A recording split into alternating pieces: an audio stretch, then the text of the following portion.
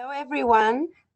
I'm happy to be with you today. My name is Irina Otanova, and I'm the program coordinator at Bulgarian Center of Women in Technology.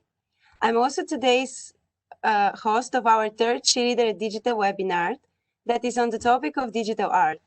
As you already know, we decided to postpone our annual conference, SHEleader Digital, with respect of the measures taken by the Bulgarian government for limiting the spread of COVID-19. The new date for our conference is September 17. The last months were challenging for all of us, but it's good to understand that we live in a special moment in the world today. The lockdown because of the coronavirus pandemic has changed our life radically. Well, we've decided to look at this change in a positive way. It gave us the opportunity to create these sessions so we could meet more inspiring women from all Europe, online, obviously. We also realized that today we need good leadership and digital skills more than ever before. We live in a time of significant transformation, and we need an environment where both women and men should work together, free of any prejudice and limitation. During our special SHEleader webinars, we meet you with inspiring women from different backgrounds, professional experience, and coming from all over the world, because we want to show you that everything is possible. Today's dialogue is dedicated to that idea, with the focus of the magical and inspiring world of the digital art, not only as an art, but also as a new meeting point. Art is the highest expression of the human spirit. Art is the way we communicate with each other. But today's webinar is not only about art, but mostly about the person behind it. Our guest today is Rosi Grillmair. Hi, Rosi. I will introduce her shortly, but she will tell us more about herself. She's an artist, creative coder, and educator working with real-time processing, digital fabrications, 3D software, and data visualization by the use of community-driven tools like processing, Arduino, and vvvv. Maybe you will tell us more about those. For me, they are a bit new. A recurring theme in her work is the reflection of human behavior through programmable machines, conceptual media art, performance, and the investigation of patterns and experiment with real and virtual media come together in her work by the freedom and restriction of algorithms.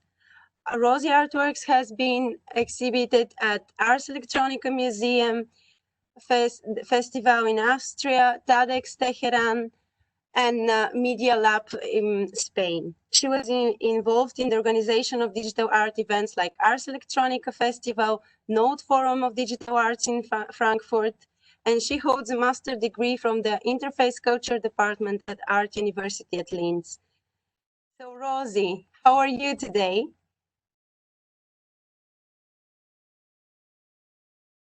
Maybe your microphone is...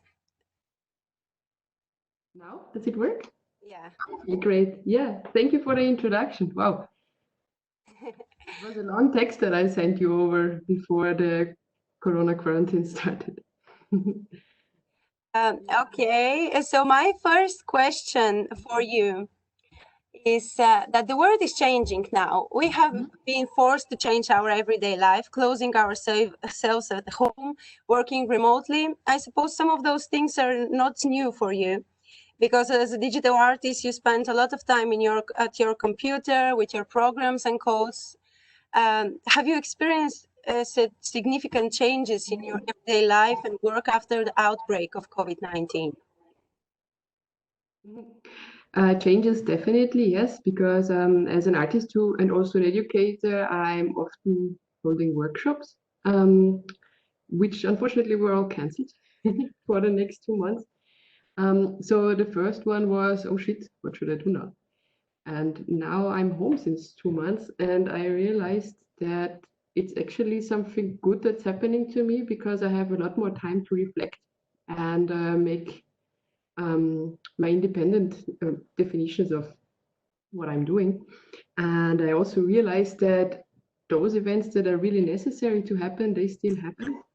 And I saw also from the text that you just wrote, all the things I was doing, it was very accelerated before.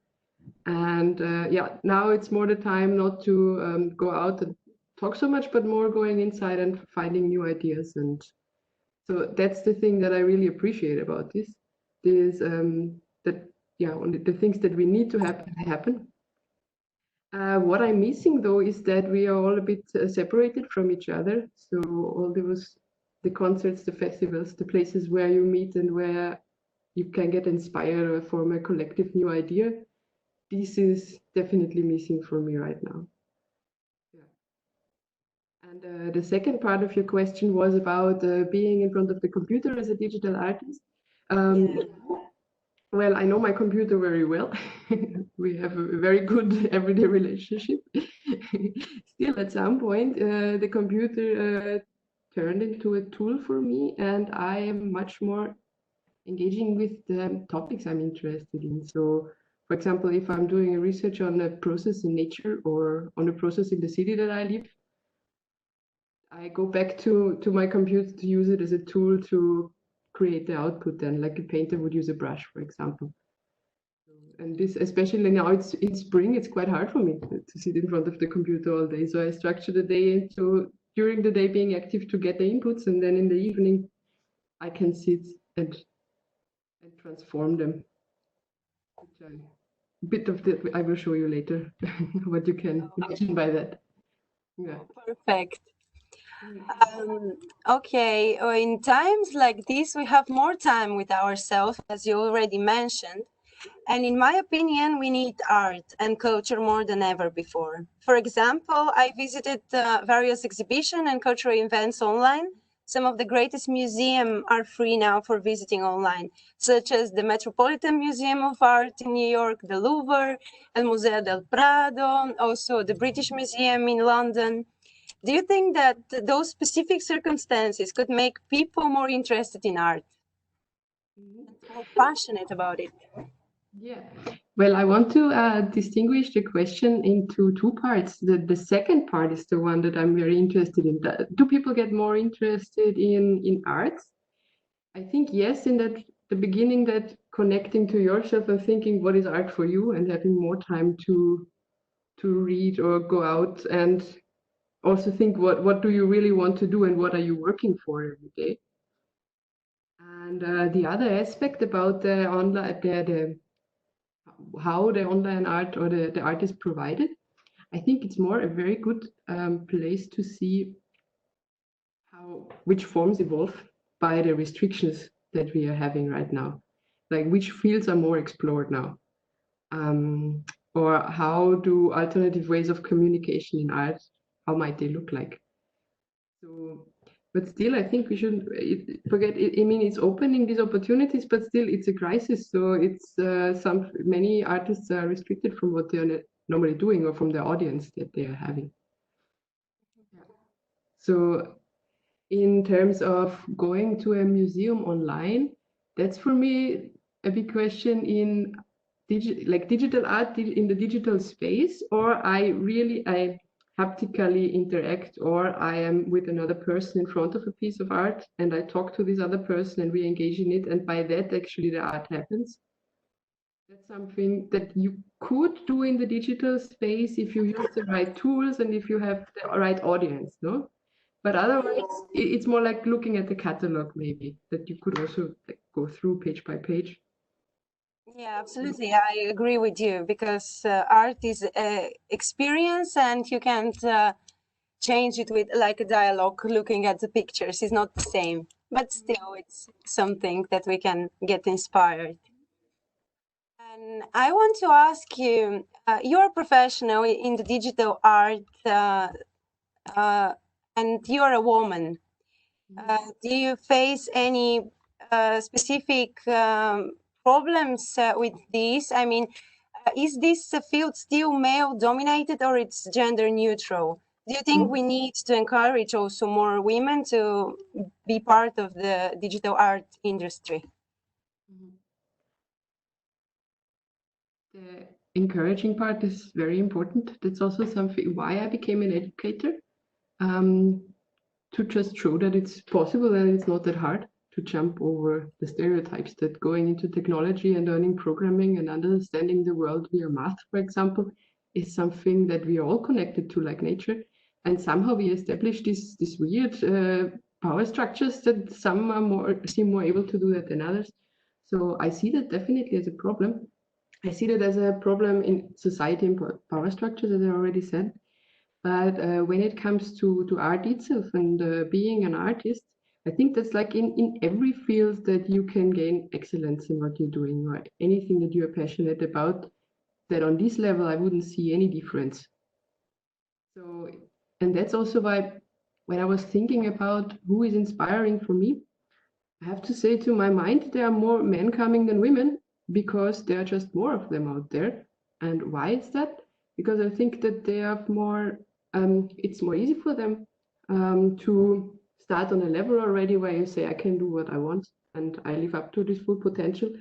And then I reach this excellence that I can have in the field. That's also, I mean, it's a habit of mine that when I go through art history or when I watch a documentary, I look how many women are mentioned there, how many female artists we have in art history, and they're always missing from me. That's something that makes me like subconsciously angry already.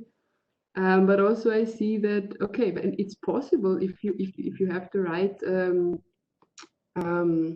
basis, this mindset of I can do it if I want to, then I will reach this level of doing exactly what makes me really passionate and that I can get really good about in art, for example, in programming as well. You already started my second question, which is about the co-pilots and coaches, your professional path. So could you share with us who are they, how they encourage you? Yeah, well,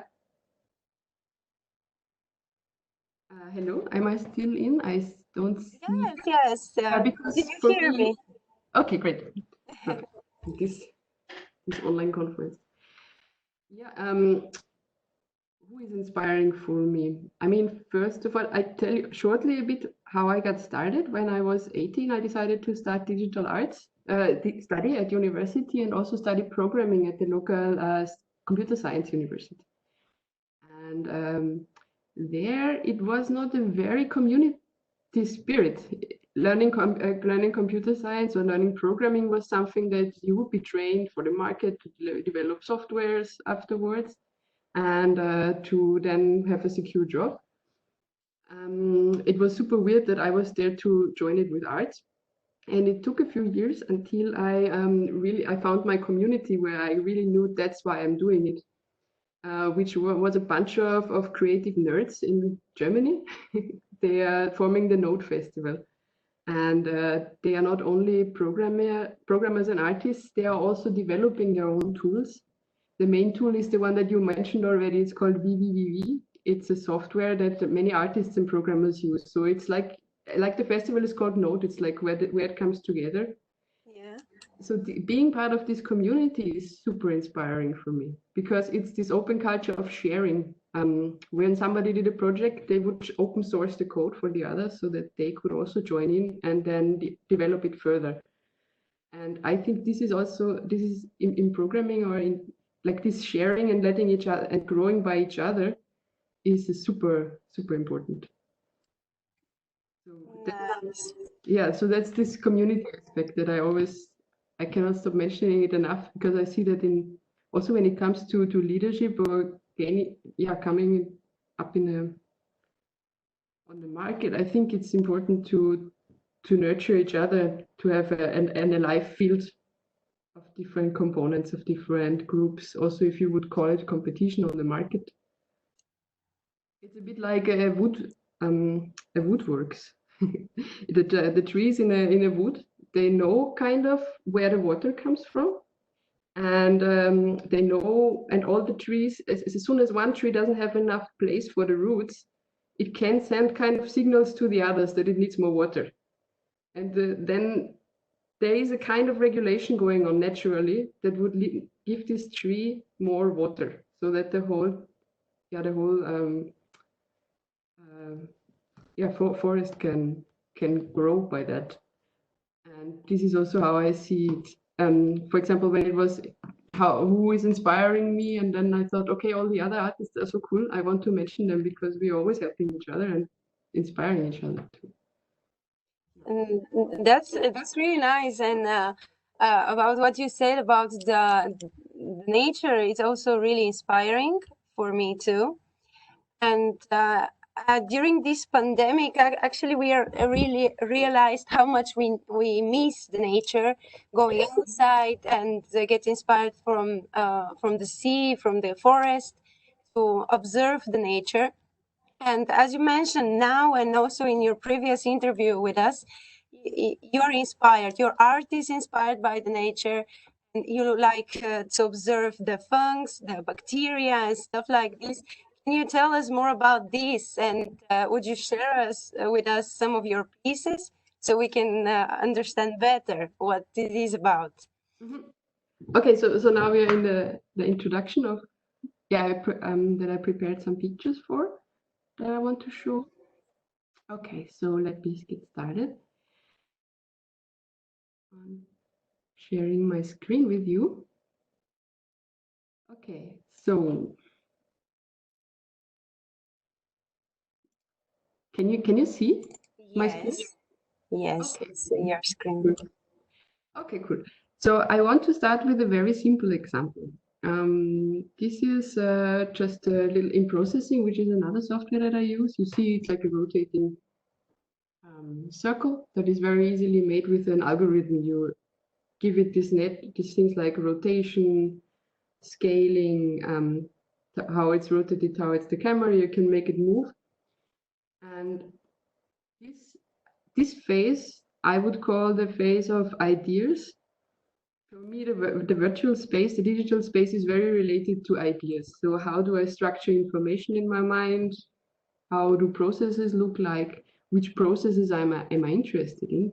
Because for me, the world is full of processes that are coming together. Like they're coming to me, I can transform them, and then what do I make out of this? And here, this is the artistic decision, kind of like which processes you want to emphasize, how you pair them up. It's a bit like curating as well. And then if from there you could go into different directions, of course. And in this case, I decided to put them out into the real world again, because especially in the time when I was working a lot with computers, I missed the haptic feedback, especially of wood, of stones, of being outside. For example, I wish I would be born in a time where a computer could be something that I would be able to use without cables outside to directly be in this stream. But so here, to see it was put back into wood. Like that's a little example, just for digital arts as well. I would say that what is it? It's something that an idea that is born in the digital space. It couldn't have happened without us having computers or information technology. And then it's manifesting itself. Sometimes that means you don't even need a computer in the process of making it, but you need the knowledge that the computer brings, the way of thinking that it brings us. So This, you said this is a wood, but is it wood? yes, this was on the computer. The pattern was developed on the computer, and then it was etched. I etched it into wood, just nice. Just as a small example of what I'm talking about. And here is another project that we did at university a few years ago. It was about plants and the structure of plants and also the plants' behavior, where we were looking at what could we do with the plants' behavior. Here in this case, these little plants, they are following the light. You could also influence them with which kind of soil they have, how much water they get. This picture for me by now got an analogy to artificial intelligence. Maybe we can talk about that later as well. Because here we have this beautiful plant that is growing by itself and we want to steer it into certain directions and it does what we want and we can reflect on it. We see it works, no? On these parameters that we can change. Maybe later we can talk about AI as well.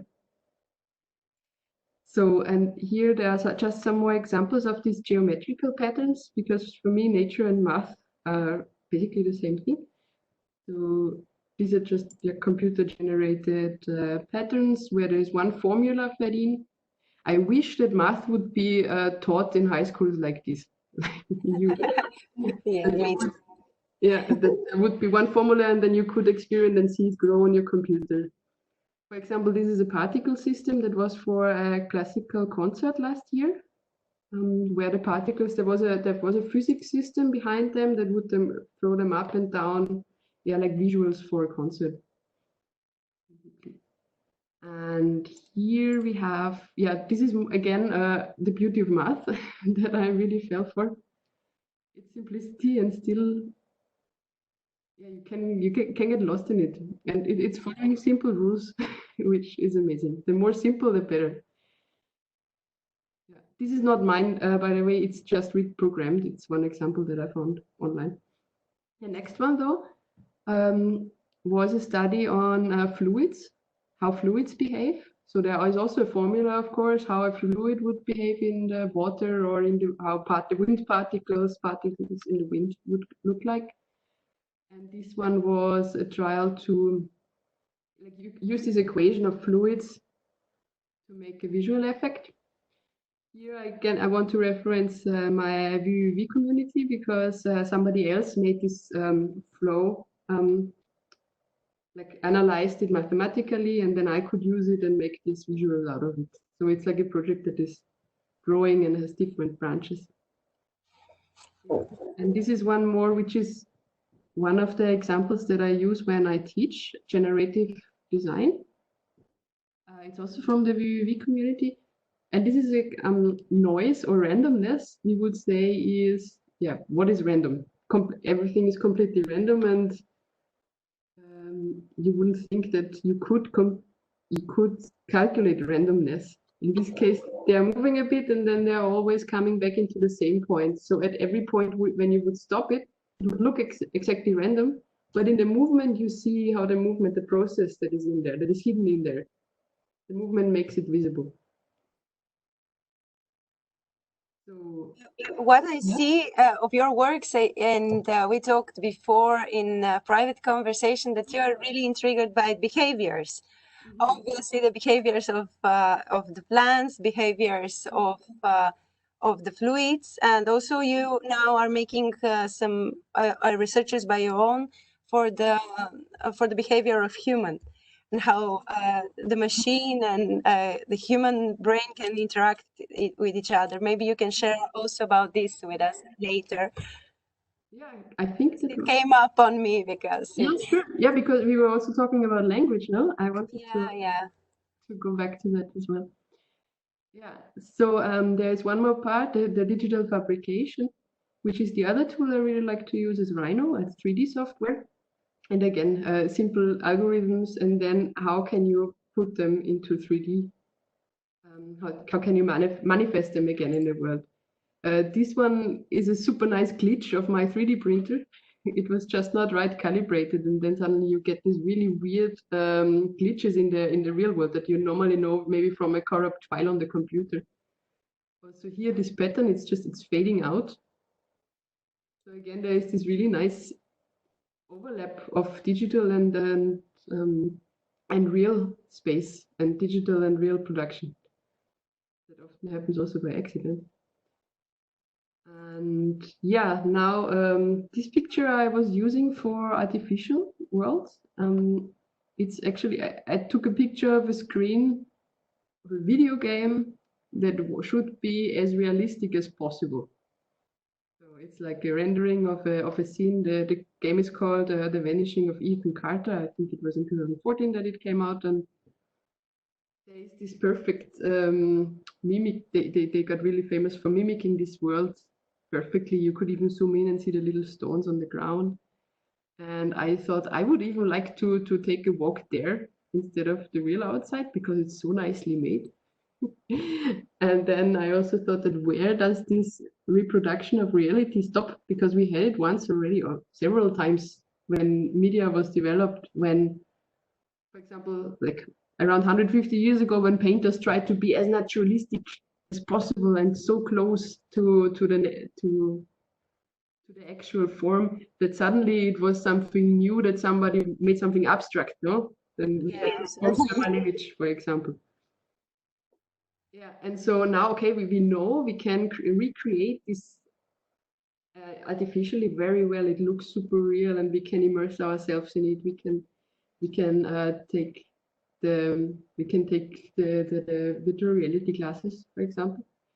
And then I think, okay, now this field has so much attention and it's so full of possibilities. So how can we keep this attention and not just keep it, but use it for something? So how can we, what can we do in it that is different from the reality? And that's also where I see the potential in artificial intelligence and art. Because, okay, we have on the one hand, yeah, we have image recognition, we have these really interesting generative adversarial networks that are really, that can, for example, even imagine human faces. And my first question was then, what is it that only humans can do that machines cannot? And this is, I think, a very popular question in the digital art community right now. Like finding out where is the border to something that a machine could never mimic or could never make that a human can do. And this kind of research was something that I did in the past. Also, I'm very lucky that I'm living in the city of the Ars Electronica Festival, because yeah, this festival is happening here since the 70s, and so once a year we have a lot of like the latest digital art that's happening here in the city, and I was part of the team and also giving guided tours, and so I saw so many artists that ask this question: where is the difference? What is the place where we cannot be replaced? And it's like a philosophical question that is now very big. Yeah. Thank you very much for sharing with us these pieces. This leads me to my next question to you, which is connected with your personal path. Maybe you can share with us something from your path that inspires you, but also was difficult for you, that was something make you think twice. You decided to overcome.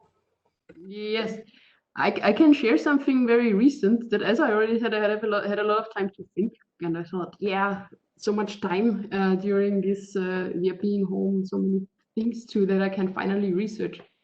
And what frustrated me personally a lot was that I'm not a scientist.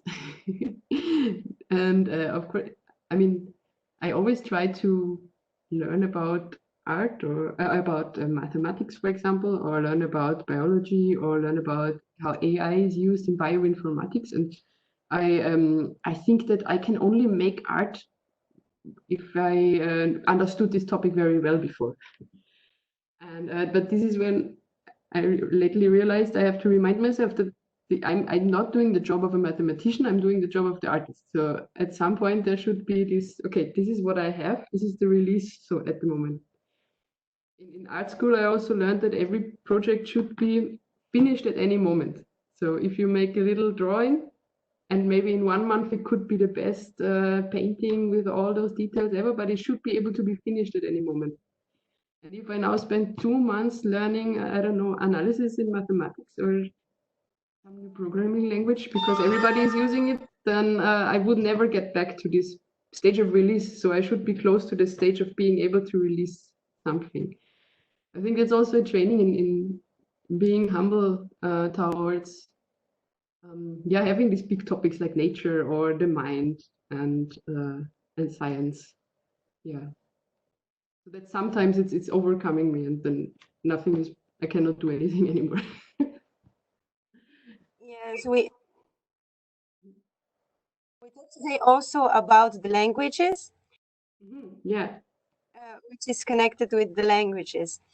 I recently, I share with you my studies on Italian, and recently I was studying the professions in Italian, how they are, and something really stressed me out because there was a little phrase about the professions like lawyers and doctors, and it's written with little letters. They are in male because they're mostly male professions. Yes. And even used for a female, you should use it in a male form. Well, this a bit made me think about twice of it, and you also make some research on it. So can you share us more about this? Oh, yeah. It's interesting because for me this is in German is like this as well. So is it in Bulgarian not like this, or In Bulgarian, we also have the forms for female. We don't use it so much, but we have them because it's accepted mostly to use male. But yeah, that's similar, I would say, because here in German there's also the standard word is the male word, and then you have to you extend it by innen, like a double syllable extension to the word, which would make it female. And for me, I mean, since I was a teenager, it's very important. I learned, or I know it, that language shapes how we think, or language shapes our reality, the way we talk. So it's super important because some people say, oh, come on, you don't always have to say, for example, Lehrer und Lehrerinnen, which means teachers and female teachers. But I say, okay, it's very important to do that because that shapes the mind that they're the female teachers too, or the female programmers, for example, the female artists. And that in general, it's not only in this topic very important, it's also when we say that language shapes our reality.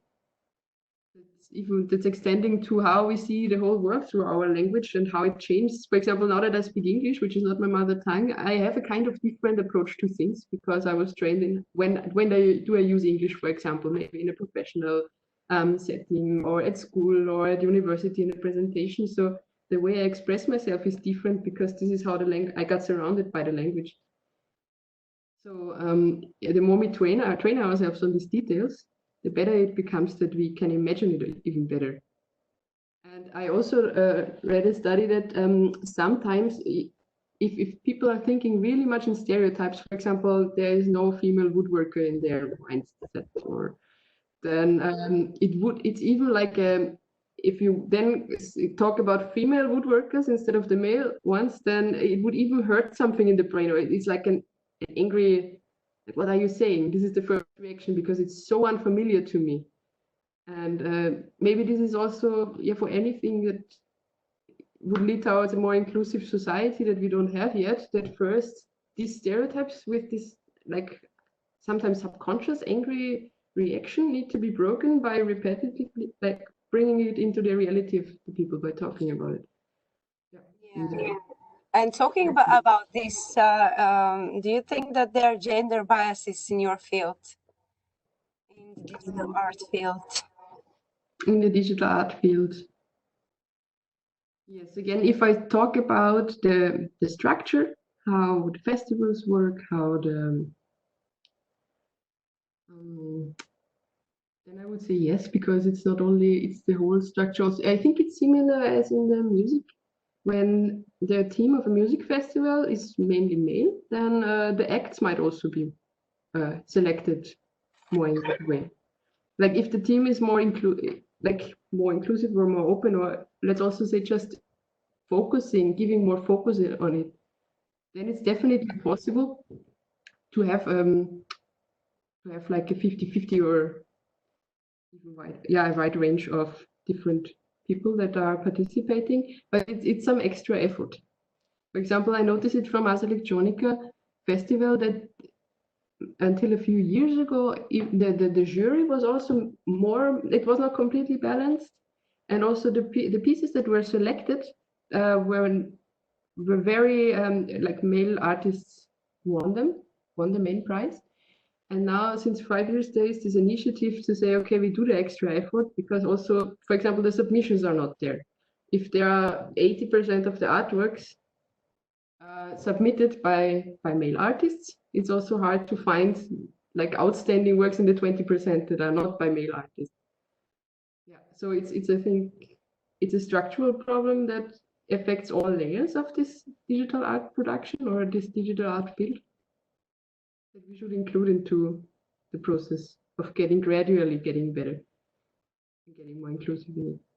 But as I said in the beginning, the most important thing for me is being creative and collaborating with each other. And on this level, I don't see differences. And maybe that was also because I was lucky enough to study in a really great university with a very international one, with where we didn't have we overcame it to a big point, not completely, but. I was thinking something about what you said and about the way the computer thinks. Okay, what is the way the computer thinks? Is it male or female? Can we define it in this way? Because as we know, the brain of female and male are different. The way we process is different. The way we react is different, and it's in our biology. Can we say that in the computer there is something divided like this, or? Okay, so for me, the computer is a logic and a language machine. The logic is not affected by gender, it's just there. It's like math and it's like nature. So, and this is like how electronics work, on and off. So, but if it's going to the way we interact with computers, let's start with the first programming languages that were developed in the 1920s. And we still use them actually. It's like the same language to interact with the computer is, for example, there is this master-server relationship, which still comes from a time of colonialism. And then there is this imperative way of talking to the machine and the efficiency that is communicated in it. And there are many standards of, like efficiency, quantity, this way of thinking that is engraved in the machines. So, and these are the machines that we are talking through. And still, of course, we also have to think about who is developing the software that we are using. When we say that there are like 80 to 90% male software developers, then this is also their culture of the company, the culture that they're growing in. If it's also inclusive, this is reflected in the products that we are using. Yeah. So, and also thanks for this question, because actually it was the topic of my master thesis. Which we didn't talk about that before, so that was a good little. I was writing about code and poetry, so I was using this language of the computer that we are used to, and making it poetic or changing the rules of it. How can it still be logic, but the language that we use is different? So, yeah. Those fascinating things, really fascinating. We can answer one more question we have from our audience. It's from Denita. Could you share one of your dreams from your childhood? Please share also one of your current grow-up dreams. Thank you. Cool question. When I was a kid, I wanted to be a teacher. And I always wanted to be the teacher in that grade that I was studying right now. Maybe because I thought I have better ideas than the teachers. No, but I really like to figure out things, and I wanted to figure them out by myself. The best thing that could have happened is when suddenly two things would make sense because they belong together, even though you would think, wow, they don't have anything to do with each other. And I wanted to learn that way in school. Maybe that's why I really thought teaching is cool. And still the same for now. The grown-up dreams. The grown-up dreams is that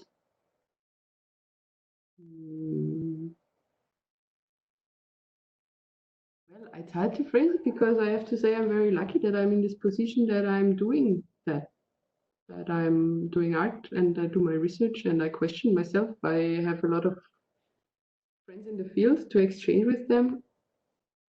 And what I want to see more in the future is more community-driven spaces in arts, in science, in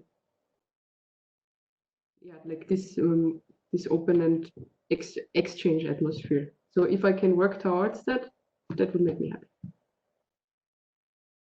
Amazing. Do you know what these days someone shared with me. It's about the new media art or the digital art, about creating commercials for some products that are mostly feminine, but the most of the designers are male, and they're afraid that they cannot actually present the product in the way that the woman wants to see it, because they are only assuming what would be the woman's reaction. And they share with me that there are not, in Bulgaria, there are not enough digital artists. But still, we have some, and some of them are really, really good with what they do.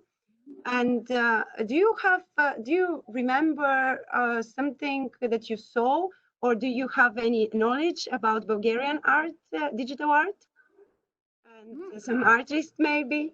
Yeah, Bulgarian digital art. I mean, the first one that comes to my mind was my former flatmate, Klementina Ristova. She is an artist from Bulgaria, and she's from Sofia. No, from Varna, but she studied in Sofia. And we had many evening after dinner conversations about the art scenes in Austria and in Bulgaria also. And what I heard from her, I mean, this is one very important source for me, is that I see her as someone she is creating this very interesting, dreamy world, but she is never losing the contact to the ground and why she is doing it. So that's also what I see in the art scene in Bulgaria. From different initiatives, there are so many initiatives, and at the same time as you, I think you try to make these initiatives and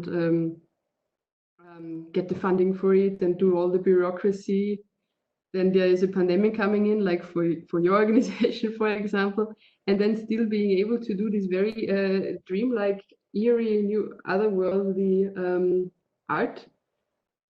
I think this is, for me, this is a very interesting combination from those artists that I know, which are also like some DJs that I know, but mainly from Clementina, I would say. And I really like it to see so many initiatives also. Yeah, we have amazing artists. One of the artists that I know personally as what she is doing is Albena Baeva. She is also our guest to the SHEleader Digital Conference, and her work is extremely interesting.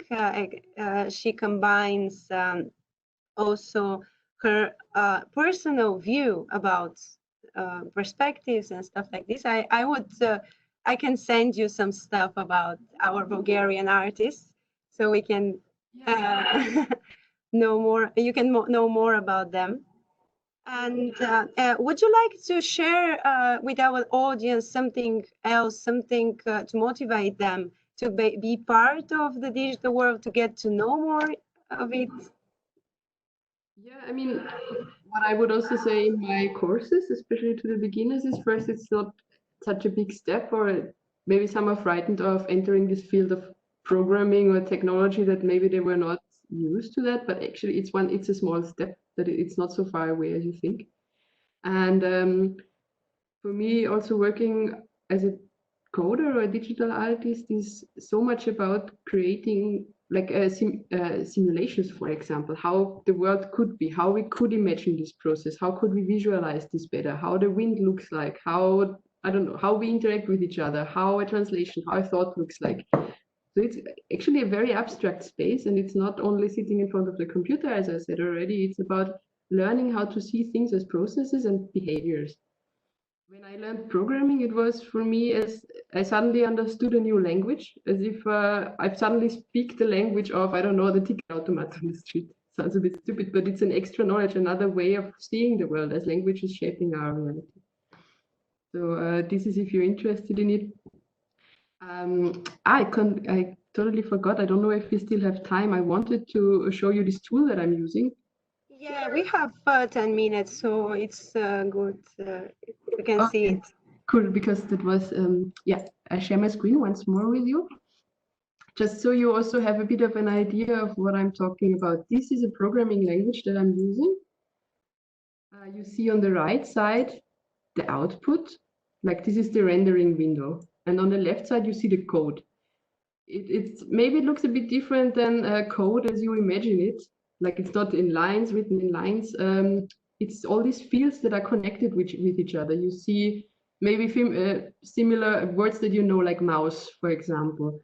And mouse in this case means that my mouse affects how these triangles on the right side move. I can change the strength of how much they move by changing this one value. And the whole structure is like this. All the values are going down. They are connected with each other. They're calculated. They're going through different operations that affect their color, their behavior. And then in the very, very end, you group them all and you render them. Rendering is then just this video, this view on the right. And I think for visual-minded people, this is a really interesting way of programming, because you see how the things are coming together better than if you would just write line by line. And this is this tool, this vvvv that I was mentioning in the beginning, that is developed since 2002 in the community. And for me, it kind of visually represents my thoughts sometimes, and also that I can live change what I'm doing. So for those of you who never programmed before, this is it's a nice way to just explore it a bit, what it actually means to make something interactive, to make data visible. Yeah, for me it's a bit abstractive, but I'm not much on the programming. But it looks really interesting and very different from what I've seen. Mm-hmm. Before. Yeah, as an extra input, and also so now you know. I remember now we forgot one really interesting topic that we discussed earlier, which was connected with the sustainable living. Because as MOVE.BG, our partners at the Bulgarian Center of Women in Technology, we are organizing a lot of discussion, and we are really trying to make movement in the sustainable living in our community.